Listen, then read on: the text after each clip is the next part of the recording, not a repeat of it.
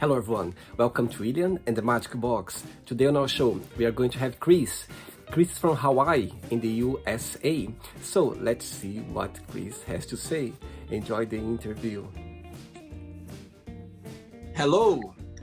Hello, aloha, how are you? I'm very well, Chris. How are you doing? Good. Okay, Chris. So tell me, where are you from? Originally, I'm from New York and grew up in Florida and pretty much have lived all over. Lived in 11 different states here in the US and Hawaii being the latest. Oh, wow. And what do you do for a living? I'm a college administrator. I'm a dean of students and have pretty much worked in higher ed most of my life. I was a 8th and 9th grade English teacher to start, and I've also do some side gigs, consulting, coaching, helping people with their life, personal life, and their organizational life. Amazing. And what do you like the most about your job?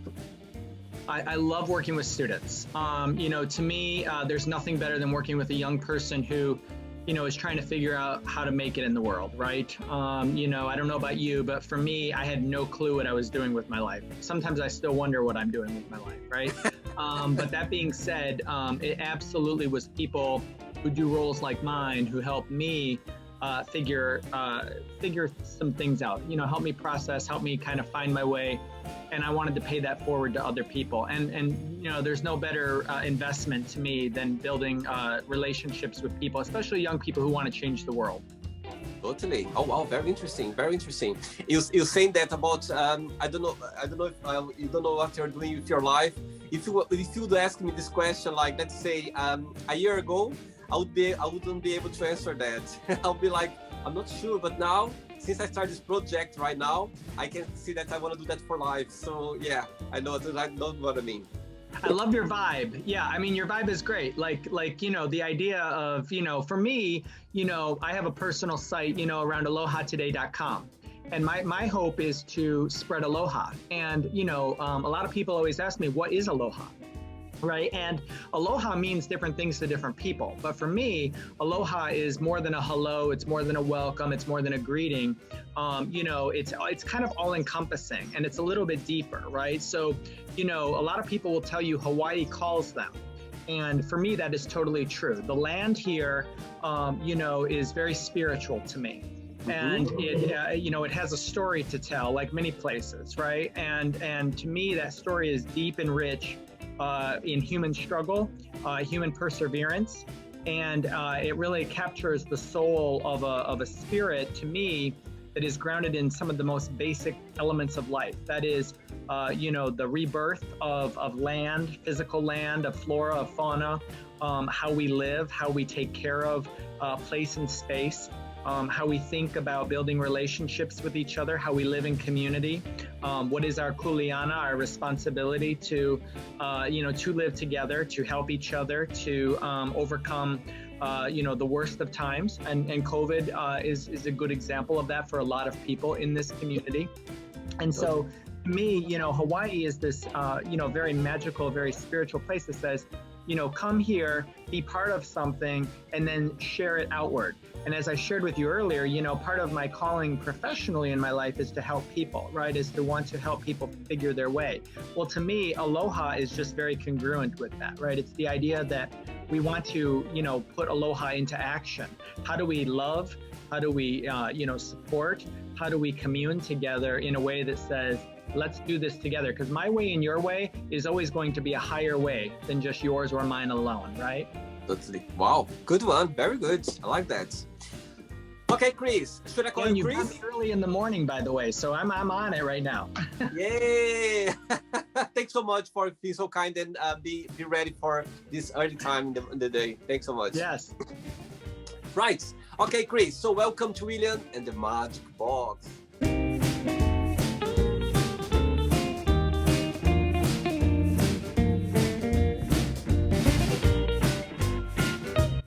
So I have here this lovely box full of random fun questions. Okay, what am I going to do now? I'm gonna play a music just for us to get in the mood before the first question. Are you ready?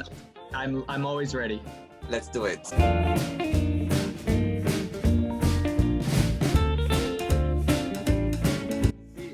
Ready for the first question? I'm ready. let's do it. What's the funniest gift have you ever received? Oh my goodness, is this appropriate? Is this supposed to be age appropriate? Probably the funniest gift I ever got was edible underwear. And part of that is because if you know me at work, I'm a very progressive minded person, but I tend to come off as a very conservative acting person. So for me to get something like that present in a room full of people is actually kind of funny because my face will turn immediate shades of purple. And so I'm generally prepared for most things. I was not prepared for that. That's funny. And who gave you that? A colleague of mine who just knew that I would probably be taken aback by it. And again, I play pretty well, but, to be honest, I was not prepared for something like that. In a room, by the way, of colleagues who, for the most part, were much older than us. That's funny. Right, let's get another question. Let's do it. Okay, next question is, what makes you most proud? My son. My son is 9, and he is just an amazing person. From the moment we adopted him from birth, from his birth mother, the day he was born, I knew life would never be the same. Unless you are a parent, I guess, I don't know. It's just very hard to really understand that because I never thought I would be one. And to have him, to hold him, to watch him grow, to see him form his own thoughts, his own opinions, it's just simply amazing. And there's nothing else I could imagine saying would be more than that. And where I'm really proud of him is the human being he's turning into. He's very kind, he's very sweet. He wants to be friends with the kid who has no friends sometimes, and he just knows to have a big heart and to try to help others. And so I'm just super proud of him and the young man he's becoming. Amazing. Oh wow, that's interesting. Very amazing. Good. Very good. Very good. I'm glad this question came up to you. Very glad. Yes. And my son would love jamming out to your music because he is that kid who will go in the middle of the mall and just start dancing. Which is not his dad, by the way. Again, Mr. Conservative in some ways. That's funny. Let's get the third question. Okay.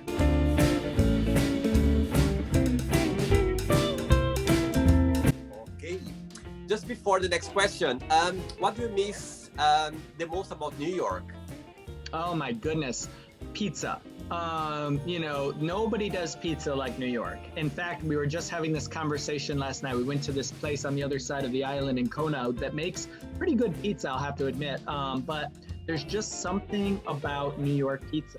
And there's just no comparison to it. And if you've ever had New York pizza and you've ever then had pizza outside of New York, you absolutely know what I mean. People can do all sorts of things to pizza. They just can't match a good New York pizza though. Outside of that, I love New York, the New York vibe. A lot of people, call New York, this amazing place for shopping and for all that, but you don't often hear people talk about how they love the people in New York, right? I love New Yorkers, I guess because I'm one of them. And I think we're often very misunderstood people because we often are viewed as people who can be maybe not as quick to want to, give a hug or to embrace or to smile or whatever. It's just not true, right? I think what it is, with life in New York, a lot of times it's fast paced and it's, trying to maximize your time, get everything you can do done. Having real authentic relationships with people, and you just don't have time for nonsense and silly sometimes, right? So like if a person isn't really genuine about wanting to be your friend or to be part of you, we just aren't going to deal with that, right? We don't have to be in your business to know you, to want to be with you, right? And so I think for New Yorkers, a lot of times we're misunderstood because we really are good people. We really are trying to do good things. But we're probably not the shiny, happy people walking down the street that are going to always smile at you and say, bless your heart or something like that. I'll tell you something interesting now. When I started study English, I was 12 years old. And for some reason, I always was a dream to go to New York. I always had this dream since I was a teenager to go to New York for some reason. And this dream came true 4 years ago, 3 years ago, when I went to New York for the very first time with my best friend who lives in Montreal in Canada. And was just like amazing. It was just like the most, like one of the best trips I ever had. And I remember being in New York. I just couldn't believe I was sending my location to all my friends around the world. Like, oh my God, I'm in New York.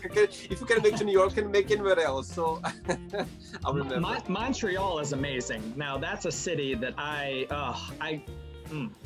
Yeah, my best friend, he's French and he lives in Montreal. He's been living in Montreal for the last, I think 7 years, and it's beautiful as well. I've been there twice and it's just a beautiful. I meant to be there now in last October, but because of this challenge time the world is facing right now, so I didn't make it. But soon as the borders open, I'm flying there.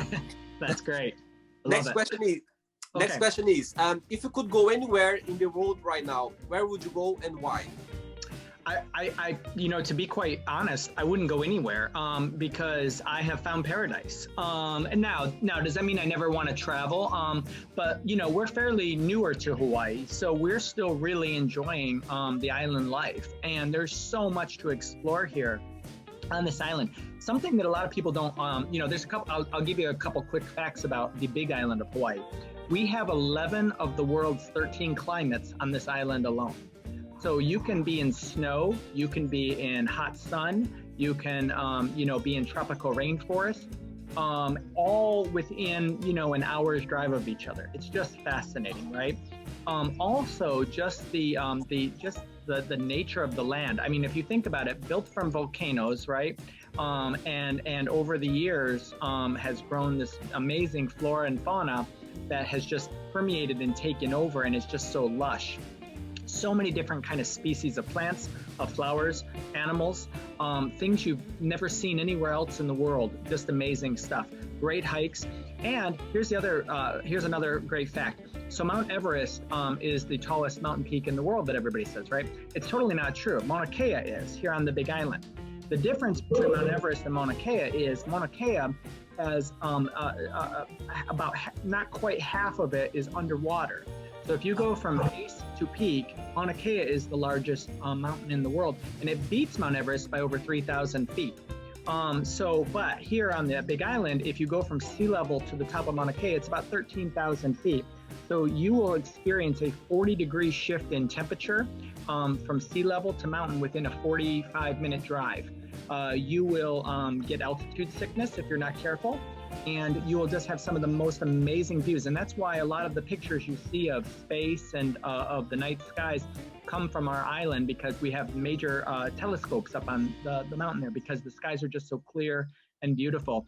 So there's so much to do here. I wouldn't want to leave just right now. But to answer your question and be playful about it, I will tell you there are so many great places in the world I do want to see.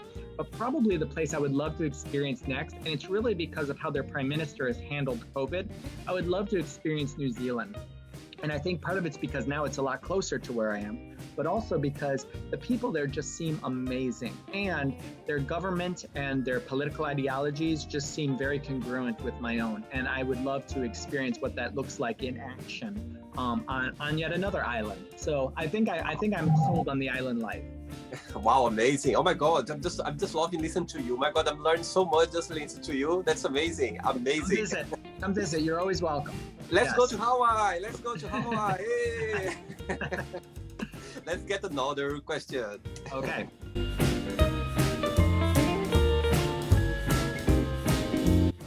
Right, next question. What's the most scary thing that happened to you?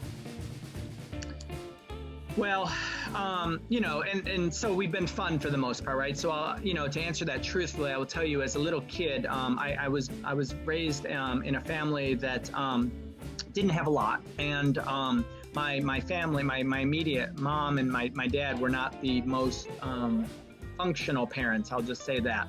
And because of that, a lot of challenges growing up. But probably the scariest moment that I recall, and it still stays with me at times, is as a kid, I was left home alone a lot. And as a single, as a only kid, far away from the rest of the family, that was very scary, because we were in communities where, there was a lot of crime. There was, a lot of unknowns, and I didn't have a lot of resources. This is back in the 80s and 70s.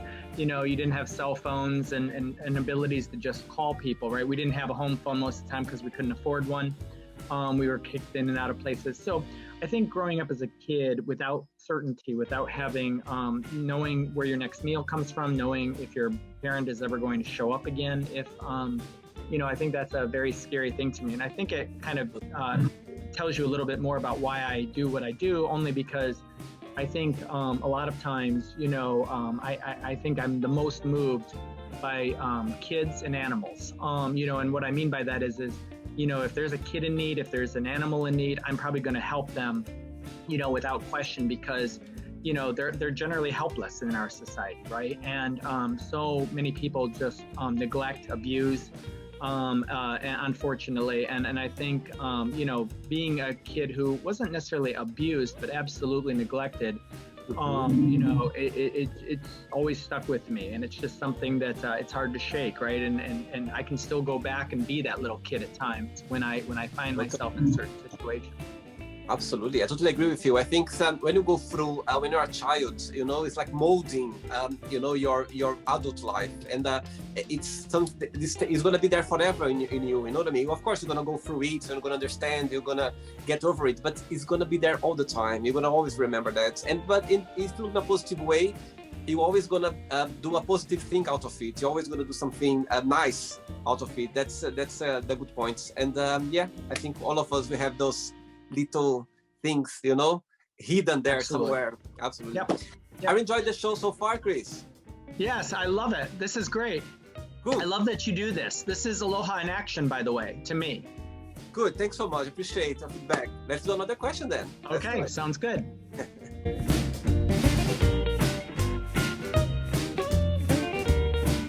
the way, I drink coffee. Well, yes. it's early. If 12 hours from now, it would be something else. But no, I love coffee, black coffee. Yep. Are you a coffee person, like morning?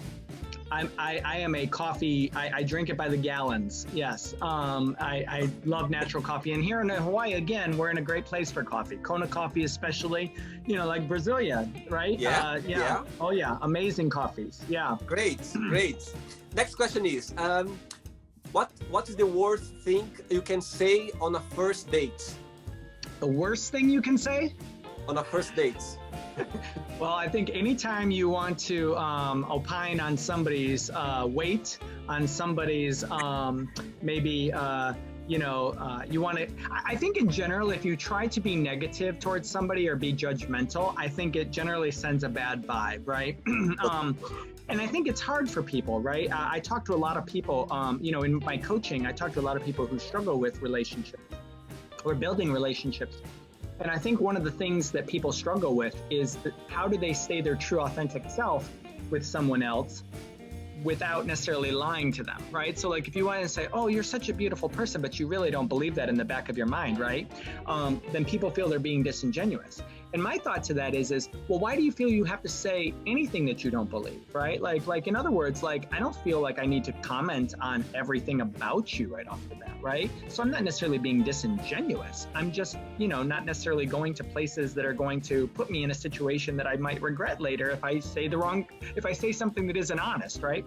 I think too often we don't look for the beauty in people in whatever that means, right? So, for example, I may be with somebody who I have no or zero interest in romantically, but as I look at them, as I think about them, I may find something amazing about them, right? And I often do, right? Somebody who I would talk to for hours, but I'd have no interest in romantically, right? Because you just have a good heart. They're an amazing person. They've got a take on life that I've never thought about, right?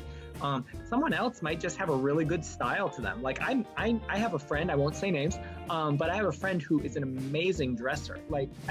They are just amazing at how they coordinate everything down to the socks, to the shoes. It's incredible, right? There's no way I would ever date that person. But because they're pretty high maintenance, and they probably know who I'm talking about if they were to watch this. But that being said, they're an amazing person. So I think we just have to find the beauty in the moments we're in with people and use that, not necessarily go to the worst. But I think, the worst thing you can do in a relationship is to break trust with a person, right? Lie to them, be disingenuous with them, say something that is going to be hurtful, hateful. And I don't know why we always have to do that, right? I think often we go back to those dark places, right? Whether it's our childhood, whether it's whatever, where we have felt threatened and we need to do something to protect ourselves, right? But I think if we can go into something and say, hey, out of this is not necessarily I'm going to find the love of my life. Out of this, I might find a friend. Out of this, I may find a moment where I've just enjoyed myself tonight, right? And I think we sometimes set ourselves up for the Cinderella fairy tale that oftentimes doesn't come true, right? Of course, I totally agree. Right, let's get to another question.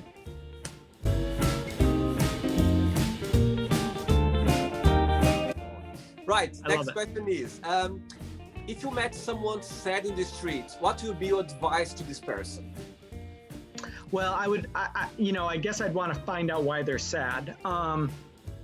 Because we're all sad for different reasons, right? I think that the difference is, are we sad in a moment or are we sad in life, right?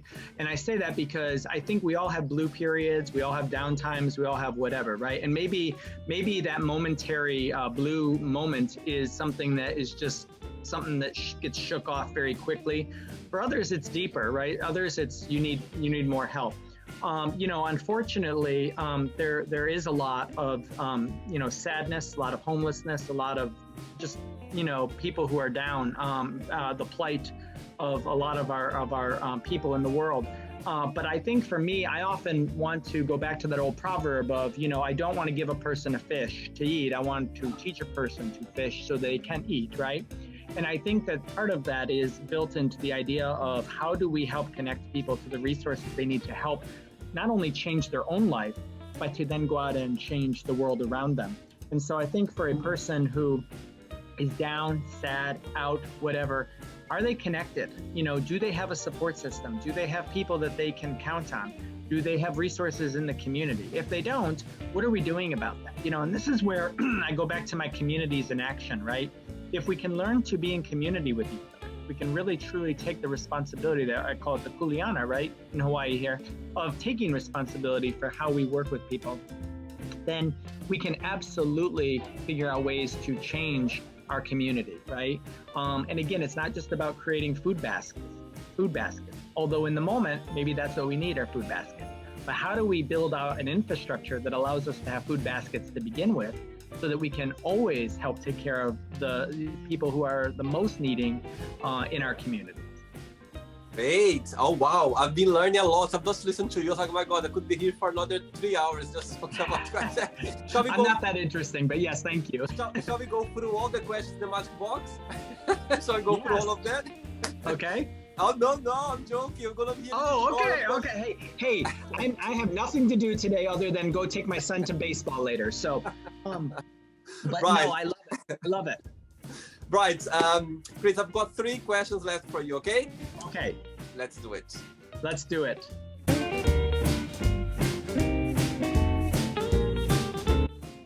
Before the next question, tell me, what is the most memorable lesson you learned from your child?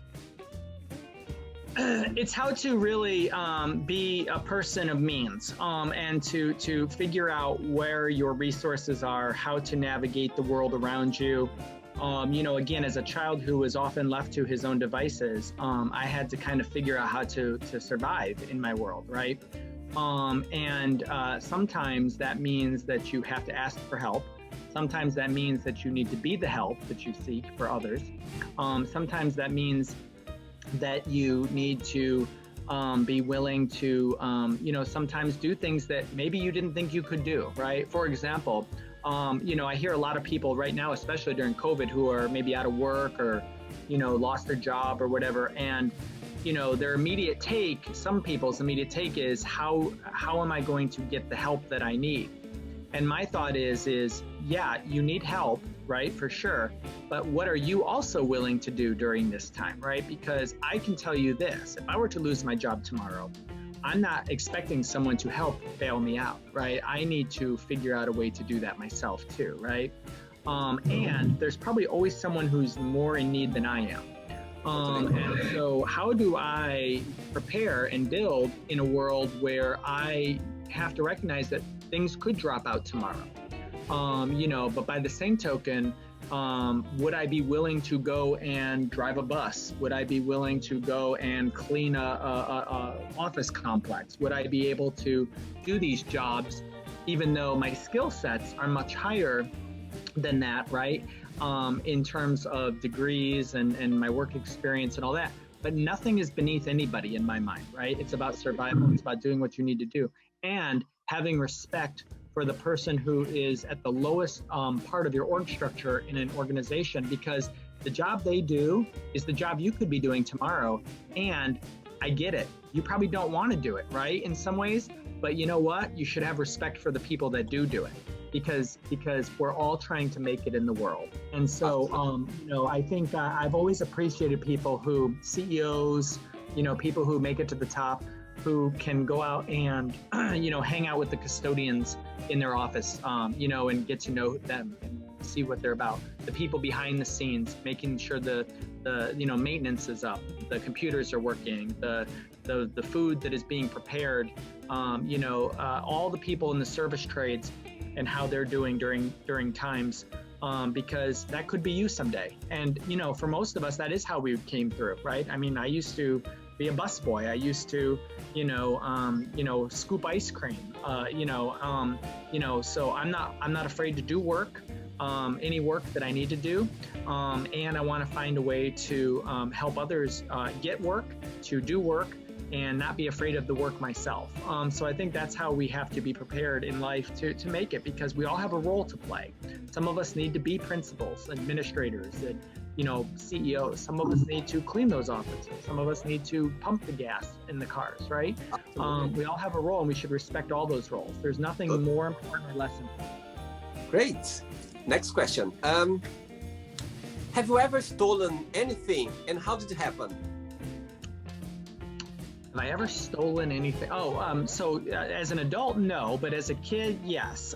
So when I was a young kid, one of the things that you often do is find yourself with friends who challenge you, right, and to try to get you to do things for their own enjoyment, if not for the dare itself, right? And I love dares.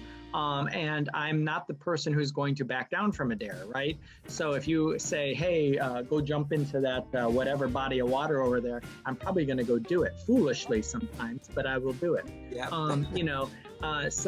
I absolutely was challenged as a young person to steal a magazine from a magazine shelf when I was a kid. And obviously it was a magazine that is one that, as a young kid, you probably shouldn't be in possession of to begin with, right?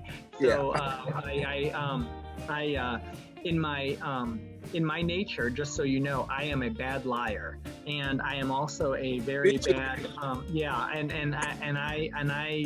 I have a bad conscience about that, right? So I'm going to give myself up oftentimes before I am going to get away with a crime. That's why I always tell people, if I'm ever going to do a real crime, I'm going to go big, because there's no way I can live with the guilt of the small crime. So, but as in trying to take this magazine, I basically, and I can remember very well, I was sweating, I was nervous, my hands were clammy. I mean, if anybody was looking at me, they would know something was wrong, right? And as I walked out of the store with the magazine, I walked out of the store with the magazine, nobody caught me. I felt horrible about it. I mean, really, really horrible. So here's something I did much later in life, because this is around the area where I grew up. So much later in life, I went into a store and I ended up paying for someone else's stuff that they were buying. And while that didn't necessarily help the store, I felt like it was the best I could do to help, in a situation. But I felt like I had to do it in that place for some reason to make it work. So I'm very, I don't know, there's a superstition I have about things. And so I just feel like you've got to do something like that, right? Like if I come into money for something that I don't know why I've got it, I feel like I have to give it back away because I feel like something isn't right. Like the world is off balance. Yeah, absolutely. And for some reason as well, I feel the same as well. Sometimes I feel like, okay, one point's gonna go away anyway. You get something, but for sure it's gonna go somehow. And it's always like that. It's always like that.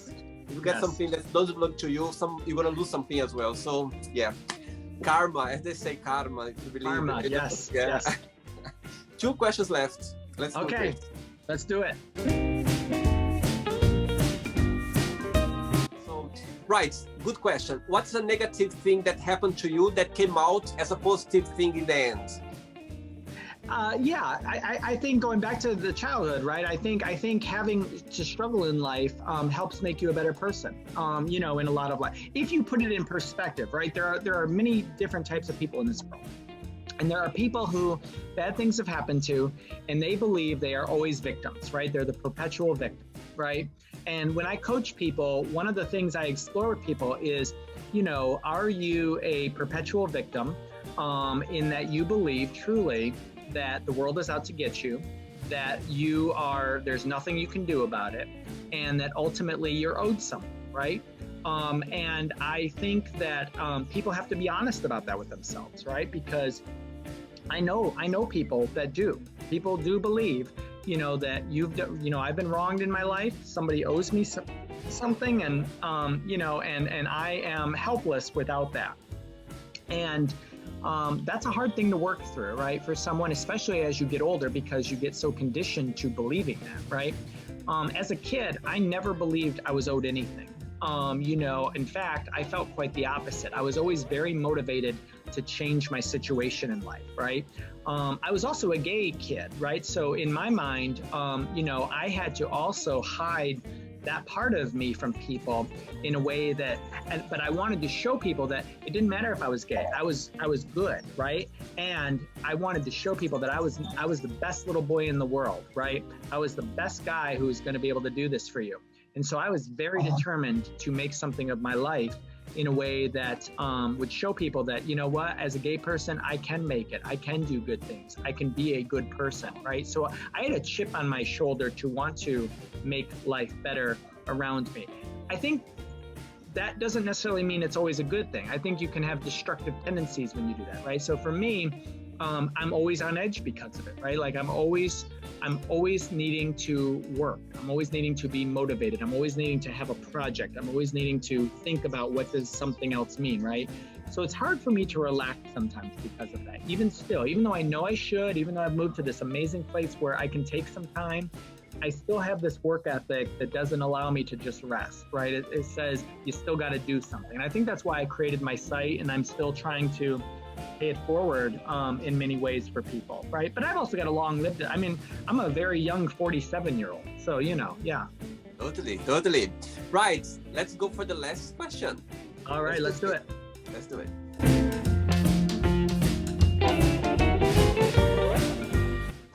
Okay. Now, where's Selena in all this? Good question. She's got a little slower pace to her in some ways. Her big songs, I guess, right? So yeah, I was expecting. Yeah, go. Don't say. You want to expect what? I was expecting a little Selena or something. Especially she's got a new show. There's a new show out about her life or something. I think I've seen. Oh, sorry to disappoint you. That's okay. I love it. I love your vibe. Next time, when I do next interview, I'll make sure that I have Selena ready for you. Do you have an ability that you think no one has or you never met before? No, I don't think I possess anything that nobody else has. But if I did, I would love to be invisible. To me, I think a lot of people talk about wanting to fly. A lot of people talk about wanting to do all these things. To me, I'd like to be invisible because for me, I would like to be able to, sneak into a museum and be able to have it all to myself, right? And if I could just go through it, I would love that, right? I think by the same token, oops, sorry, that's my alarm going off. I don't know why. But I think the other thing is, I think it's just the idea that I like to observe the world around me. I love to watch people. I love to watch events. I love to see nature.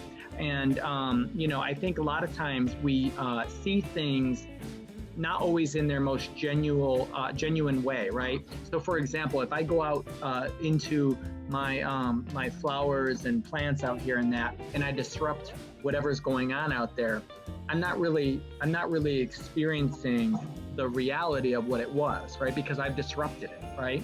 If I was invisible, I could go through there and nobody would know I was there. I could really see what's happening, right? I could really see the animals in their natural habitat. I could really explore and see what is really happening, right? I could really see people also in their true, honest selves, right? Because a lot of times we put on faces or acts when people are around, right? And so I think that's why I would like that.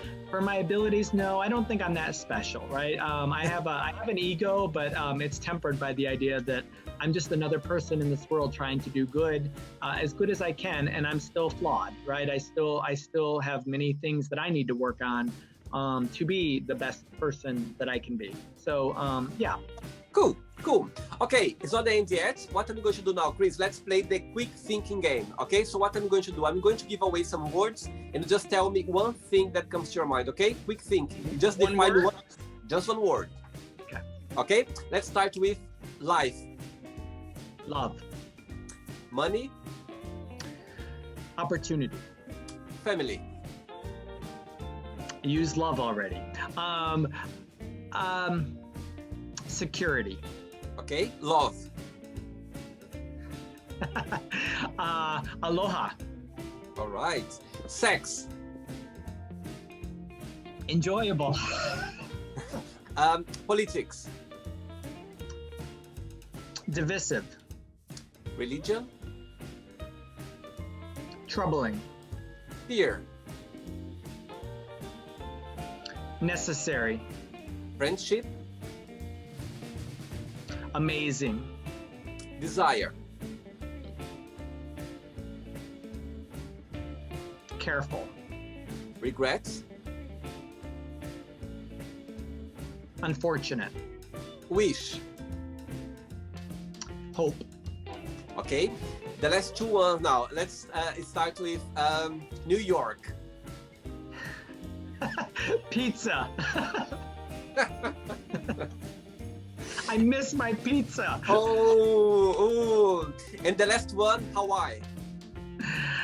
Aloha. Aloha all day. Okay, perfect. Okay, let's play now, Chris and the magic box, and you can ask me a question, okay? But okay, you can ask me a question now. So, I had a different question for you, but the more I think about what you're doing with this, and it is very interesting actually why people do. To me, it's very interesting why people put themselves out there, right, in this world, on websites, podcasts, whatnot, YouTube channels. And I'm one of them, right? And I never thought I would be. And I don't know the technology well to say I'm really comfortable with it, but I want to be, right? Because I want to send a message out there. You're obviously doing that, and you obviously had a reason to do that. And you're doing it through a really cute and clever way to do it, right? And you're fun, you seem fun, and you seem like a people person, right? So I get it that it can have a good natural vibe for you. But get at the heart of it all, why? Why do this thing now for you? Right, it's very interesting, Chris, because this idea literally just came up of my mind just like that. Like, I'll tell you something now.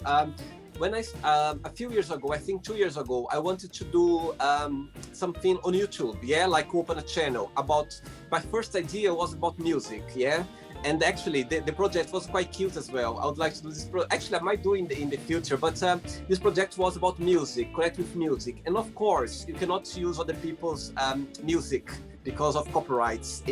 So it was impossible. So I kind of let it go for a while, and as you say about work, you can work these things in life, and I was literally going for a run, like in March, April, And this idea just popped to my head. And I said, okay, I was thinking about doing a project on YouTube, something different, something that I could connect with people, that I could, connect with people overall. And this idea just popped in my head. I was like, oh my God, I remember exactly the moment. And I said, oh, I'm going to do that. And the thing is, what I'm doing right now, this interaction I'm having with you right now, actually, on my normal days, I always been done that. When I look in the past, when I go on holidays, when I meet friends for dinners or for parties, I'll always end up in the end like, oh, tell me something interesting about yourself. Define yourself in a positive word. This kind of interaction.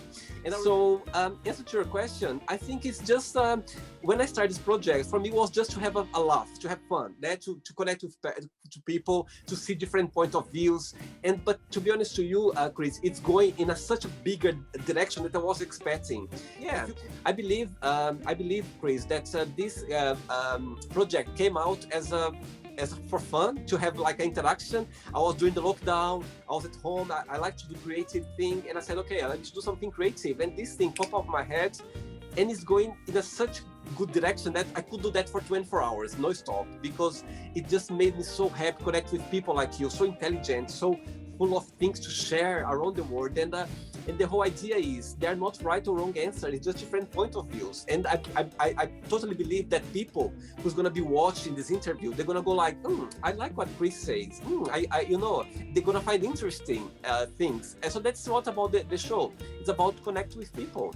And I just hope that, I just made like your day or other people who interact with me as a different day, something different through their day. Do you know what I mean? And so to answer to your question, it's just a genuine interaction with people.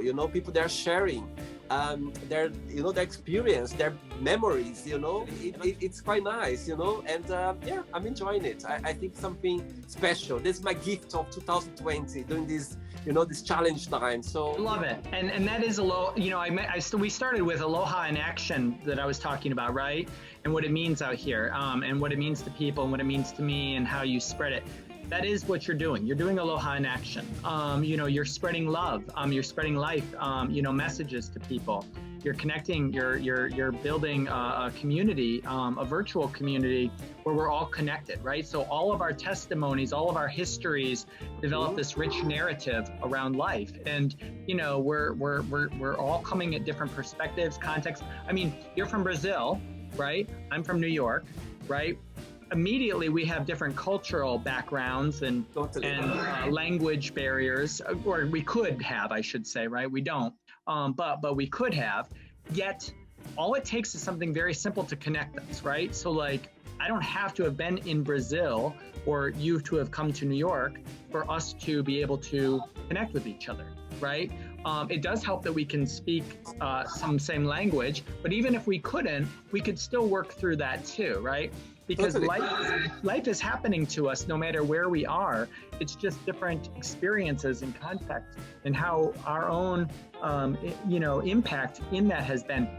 It's transformative, and what you're doing is awesome, and I love it. I love your vibe. I love what you're doing, and it's really great. And when I just got my website up and running, and one of the things I'm going to be doing is to be talking to people a little less fun than you do, but nevertheless about how they're doing that. So when my time comes to get my podcast up, my YouTube channel going and all that, I'm definitely going to reach back out to you, and it's going to be your turn to talk about and share that, because we all have to connect, right? Like I met a guy who's doing life fitness in California, and he's doing it for free because he wants people to be healthier, right? And he wants to help people know how to do that instead of buying in all these fads and diets and all this kind of stuff, right? Because he's sick of seeing people waste their money and doing all this kind of stuff. I have a woman here on the Big Island that I work with who is a cancer survivor, who took her battle with cancer and created handbags and hats and scarves and things like that,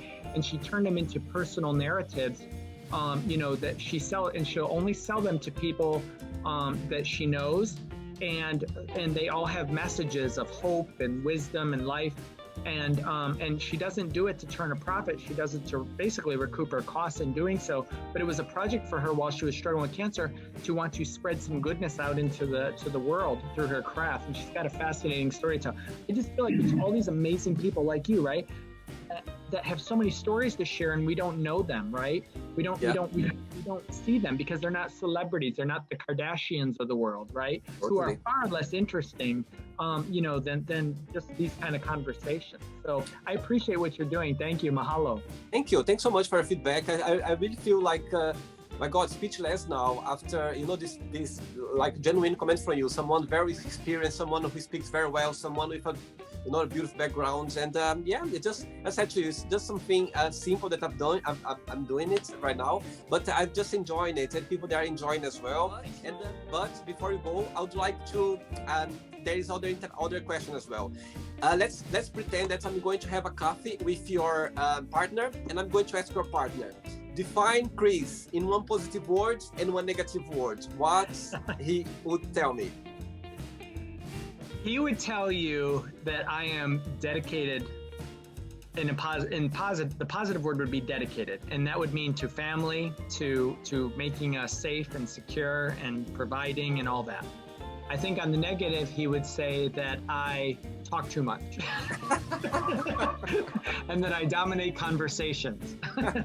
What he's your, I was going to say he's an introvert and I'm an extrovert. So, he's okay with me talking, but I talk too much. What's your astro sign, star sign? I'm a Gemini, and he is too, so it's fascinating. Oh, very interesting, very interesting. Chris, just before you go, if you can share a positive message, a positive quote, anything that inspires you in life, please. Absolutely. I'm an English major by background, and I'm someone who really takes a lot from nature. And to me, that aloha spirit is really that calling to Hawaii, connecting with the natural world and all that I was mentioning, right? So the poet Mary Oliver, who just recently passed, she was amazing, and she wrote a lot about the natural world and about its impact on our life. And she asked a very basic question in one of her poems that basically goes like this, that she said, what is it you plan to do with your one wild and precious life?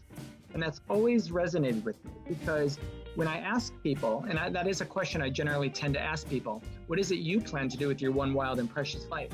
What's amazing to me is oftentimes people come back to me and say, well, my life isn't that precious.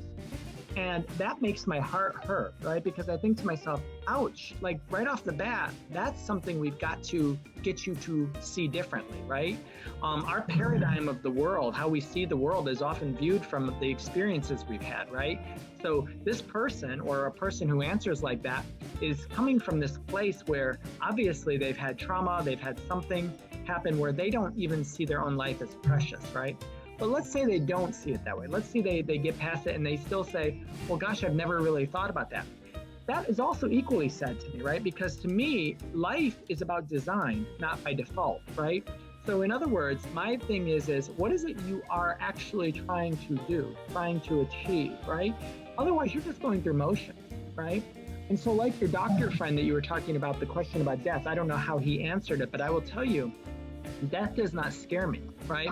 Because death is the one thing we all have to do. There's no way around it, unfortunately, right? And I say unfortunately only in the sense of it can come too soon for too many, right? But for all of us, if it's the one thing we have to do, then everything else is a choice.